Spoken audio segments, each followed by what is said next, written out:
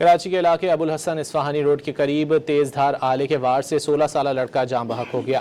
Police کے مطابق مقتول چاٹ کی ریڑھی لگاتا تھا۔ مقتول کا تربوز فروش سے جھگڑا ہوا تھا۔ مقتول پر چھری کے وار کر کے تربوز فروش فرار ہو گیا۔